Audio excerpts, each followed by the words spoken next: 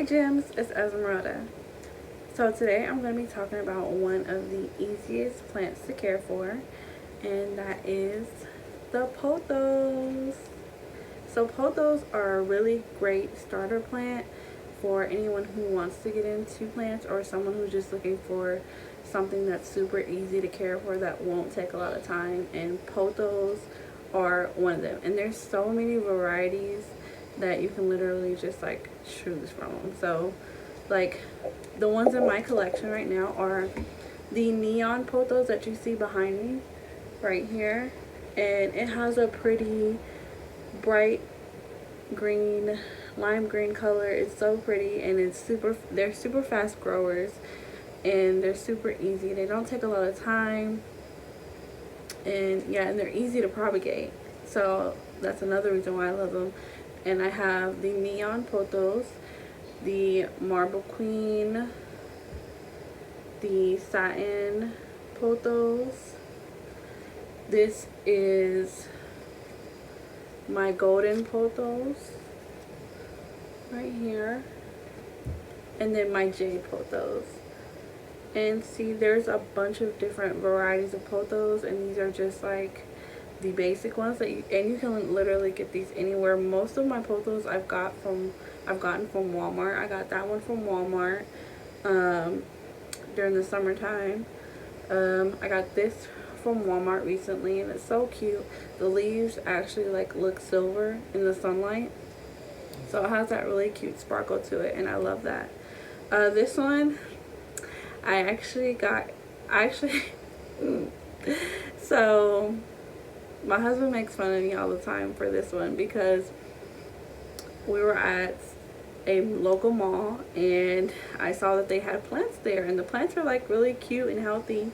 So I took cuttings of this from the mall, but it's super cute and it's an easy way to get free plants. I mean, I only took a couple cuttings, and I'll show you how to propagate and how you can do this too. Like if you like just take a cutting from a friend or want to grow more plants from your actual plant, and look how pretty that is. Like you can't just walk past that and not like take a little bit. So and then this is this jade pothos. I got this from my local nursery, Family Tree Nursery. If you're from Kansas City or the Kansas City metro area, this was like, I want to say like just like take all this extra out, like all the sides off, and it's grown really well. So, and then my golden pothos was also from Family Tree Nursery. So I got half from Family Tree Nursery, half from Walmart. And in the summertime, Walmart has like really good deals. Like that one up there was $14, and I divided it into two. I divided it into two plants, and then I propagated it.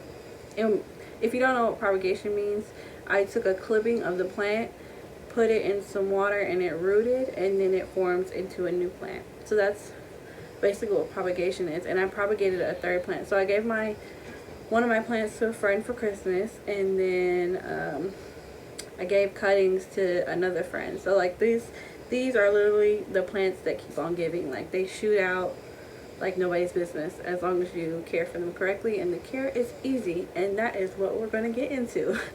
So some of the benefits, of course, they'll just make you happy, and they're easy to care for. So if you don't have a lot of time, this is a plant for you. It's really easy, it's really simple, and they cleanse the air of toxins and just helps you breathe easier. So not only will they make you happy, they will help these lungs of yours. So yeah, get into it.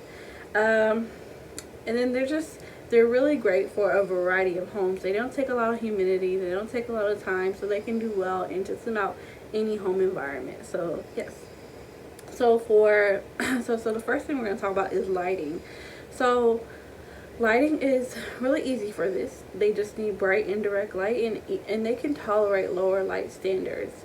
And so right now they're all in my room, and my room has a west facing window, so they get some of that afternoon sunlight. And some ways that you can tell if the light is too bright or too low for your plant if the leaves start getting like a light color, like turn really light, and I know it has variegations, but if it turns like light to where you can almost see through the plant, that means that the light is too bright. And then if this one has variegation, and that just means that it has multiple colors in it, and if it starts to lose the variegation and only comes out all green, that means the light is too low, so you need to move it closer to a window or in a brighter section in your home. And those are some tips that you can tell if the light is too dark or too light, and if the leaves are doing just fine and keeping its variegation, and you know, they're not wilting, then it's in the perfect spot. And the next part is soil. So for soil, these guys love light and airy soil, something that's real well draining. And if you haven't already seen, I did make a video of the soil that I use. So my soil, I use Black Gold all-purpose potting soil. I use Miracle Grow orchid bark, and orchid bark are like wood chucks like this. And then I use perlite, and that is the white specks that kind of look like styrofoam. It isn't styrofoam, but it looks like it. And this creates a well draining mix, so when you water your plants, your water should just come out, and it shouldn't take too long for that to happen. So what you want to do is you want to water, you know, the top of the soil. Don't just like drain it, just like kind of slowly water it. Let the water go through, and then water it again, so that you're watering it thoroughly, so that the soil is moist but not wet. So they do like to dry out in between waterings. They can stay moist, but during the winter time I let them dry out completely. But during the summertime, I will allow it to be just a little bit more moist. And if something that helps is I use a chopstick, and I'll just put either a chopstick or a moisture meter. I have both because sometimes I feel like my moisture meter lies to me. So let me just get that real quick. So yeah, a moisture meter and a chopstick will be your best friend if you're new to planting, or you're just someone like me who used to overwater their plants too much. And I killed a lot of plants from overwatering, from loving my plants too much. That happens. So with a moisture meter like this has 2 prongs, and it tells you the moisture, the light, and the pH balance. But I really only use the moisture on there. And I just watered this, so you'll see that it reads that it's wet. And I just watered them earlier today. And then I usually water it when it gets down to like the first 2 numbers of the red. And so if you're going to use a chopstick, right here you'll see what the chopstick looks like. It's a little dirty, but you can tell if the soil is sticking to it. So here I have soil sticking to it, and you can see the moisture on there. So when it needs to be watered, the chopstick will come and it won't have any soil sticking to it. I mean, it may have a little bit, but you can just tell that the soil is moist or dry. And that's what helps me, a chopstick or my moisture meter. So I use this, and then if I feel like, because usually like once you start caring for your plants, you can tell also by the weight of the pot, because right now it's a little heavier than usual, and then sometimes I can just lift it up and it feels like I'm about to throw it, and that's how I know that it needs water. So yeah, those are the watering conditions. So I just jumped from soil to water so fast. Also, a tip that you can use is sometimes if you wait till this dries out, the leaves will drop slightly, and that's also a sign that this needs to be watered. So I like to let my plants tell me when they need to be watered, because when I was a helicopter, and I still am a helicopter plant parent, but it just helps just to let them tell you when they're thirsty, because then it's a less chance of you killing your plant. I mean, sometimes it's hard to like not love on your plant, so you're just looking at it waiting for it to grow, and then you end up killing it because you love it too much. For temperatures, the standard temperature of your house will work. You know, if you're comfortable, your plants will be comfortable, but it needs to be above at least 50 degrees, and then the comfortable temperature for these plants are 65 to 75 degrees Fahrenheit. So just as long as you keep your house somewhere around there, it will be great. And as far as humidity goes, these guys don't need a lot of humidity. The standard home humidity is like 30 to 40%, and they will be great. I do have a humidifier in the background, but those are for like my tropical plants, but they thrive perfectly well in just a standard humidity in your home. So for fertilizer, I give my plants a fish fertilizer. They do well with well-balanced fertilizer. And then depending what season is how often I do fertilize these in the winter, because they are still shooting out new growth. But if they were showing signs of just of going dormant, then I wouldn't fertilize it. But since they are showing signs that they are growing, this guy has, I don't know if you'll be able to see in there, but yeah, it has new leaves coming in. So when I do fertilize these, I cut the fertilizer in half. So if it calls for, you know, 2 tablespoons per gallon, I will put 1, and that has helped these. And you can see that this is growing, vining is starting to vine out, and it's growing out really healthy. And in the summertime, I will fertilize bi-weekly. So for propagation, as I stated before, is how you will get a new plant. A lot of these plants will grow aerial roots, and those are just roots right here out in the air. And that's about where you're gonna cut. If you would like to propagate your plant, what you want to do is you'll want to cut right.